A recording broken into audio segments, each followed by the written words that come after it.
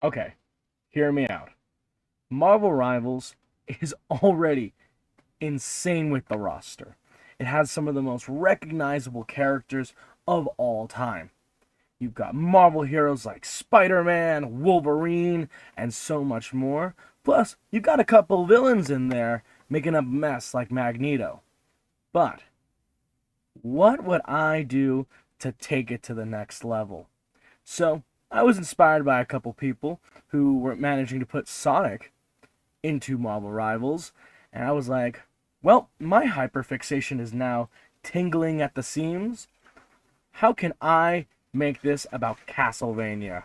Yeah, imagine Simon Belmont, Richter, Juiced, and every Castlevania character showing up in a Marvel Rivals. Honestly, I feel like it'd be pretty perfect. Having their gothic style and vampire hunter weapons would be a nice change of pace or even just a nice addition to the already huge roster. So, join me today as we just delve into this hyperfixation that I've been itching to talk about all day. Alright? We've got 3 videos lined up. First one today is going to be about Simon Belmont.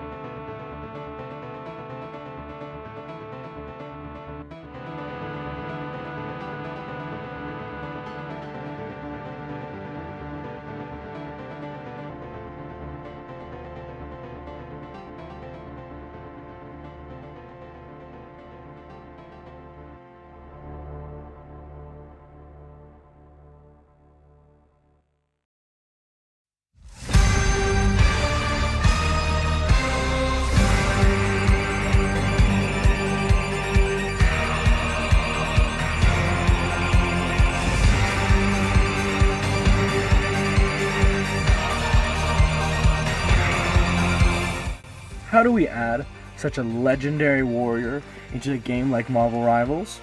Well, here's my pitch, and I hope you like. Simon Belmont would be a vanguard, specifically dealing with frontline defense, area control, and a utility bruiser. I would probably classify him as a 3-star difficulty character. Simon's a legendary monster hunter, drawn through the rift into a new world haunted by chaos. Simon brings his iconic vampire killer, holy relics, and centuries of Belmont resilience to the battlefield. As a vanguard, Simon excels at holding ground, disrupting enemies, and shielding allies from the darkness. For Simon's primary weapon, of course, he'll be using his legendary vampire killer. He'll be able to use a long-range melee attack that's very similar to Mr. Fantastic's, being able to hit multiple people with his whip. It'll be a straightforward shot. Though, it has one extra benefit. Hitting headshots deals more damage than hitting the body. A nice little reference to in the games where the only way to deal damage to Dracula is by going for headshots. As for tanking, Simon will have an alternate fire, which is called Whip Shield. Pressing the Alt Fire button will immediately have Simon start to swing his whip in front of him in a big circle. This will be an infinite health shield with infinite time, no resources. But it comes at a cost. You cannot turn the shield in any direction. It is locked into where you started it. You may only strafe left, right, or go forward and backwards, meaning you'll be at a slower pace than other shields. Think of it as a smaller version of Doctor Strange's shield.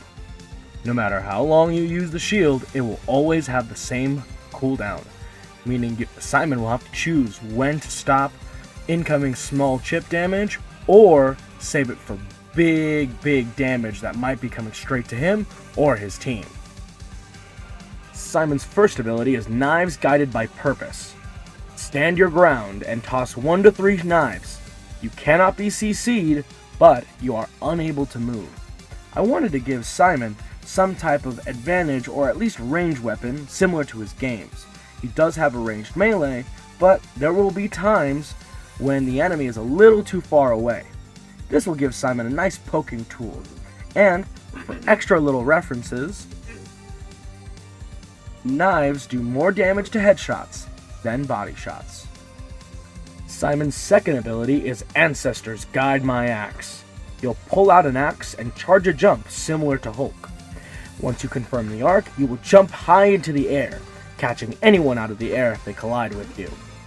If you land with or on someone, it will deal high damage to them, as well as creating a small crater grounding enemies. I wanted to give Simon, since he'll have no movement options, one engage or one disengage tool. This way you can use it in multiple ways and allows Simon to do a little bit more with his slower kit. For Simon's third ability, it will be Cleansing Holy Water. This will be a very simple projectile that you will charge an arc to throw holy water. Once you confirm it, you will throw it into the air and it will land where you confirm the spot. Once hitting the ground, it will create a small ring of fire that will deal damage and slow anyone who comes in contact with the fire. The fire is low damage and the slow isn't too crazy. It's just enough to make opportunities or persuade people from going into a certain area. This will give Simon an easy way to control certain space, but only on a heavy cooldown. Simon's fourth ability is Battle Cross. You'll throw a low damage but big cross, knocking enemies up into the air. This will pass through any and all enemies, but after some distance, colliding with a wall, or hitting someone that is unCCable, it will fly back towards where you originally threw it, like a boomerang. If you catch the cross, it will have a lower cooldown than if you were to miss it. This is a nice little reference to the games, where if you're using the cross, it's almost always better to catch it so you can throw another one faster than if you were to throw it and let it pass you by. All of Simon's tools are made and designed for Simon to benefit or for his team to benefit. There are risks and rewards for each. The higher damaging or stronger moves will leave Simon at a vulnerable spot. His knives can deal high damage, but will put him instantly able to get hit. His axe jump will deal high damage, but can lead Simon to overcommitting, and with no other option to get out, will lead to harsh punishment if done incorrectly, while having other tools to help control the battlefield and help his team or help himself confirm kills, such as his holy water, which, while not dealing a lot of damage, is less committal and allows Simon to hit easier headshots. Same goes for his battle cross. His battle cross will knock enemies in the air and will be a nice little easy 1-2 type of punch. It can also help his teammates by allowing to follow up on enemies that are knocked into the air or slowed down by holy water. Now here's the fun part. Simon's ultimate, Medusa Head. Simon will grab Medusa's head and hold it out in front of him. Any enemies who are caught looking at Medusa's head will be exiled for 5 seconds. This will make really big plays, but the ultimate costs quite a bit since it can exile an entire team if done correctly, and has easy counterplay by just turning around. The exile can be cut short if Simon hits them earlier. When Simon uses the ult and he's on the enemy team, you will hear face the holy wrath of House Belmont. If Simon's on your team, you will hear I bind you to judgment. Simon's passive is Belmont's Resolve. Your unwavering determination allows for any time that you get a kill or an assist, Simon will gain temporary health, helping him tank just a little bit extra. For Simon's taunt, it'd be very simple.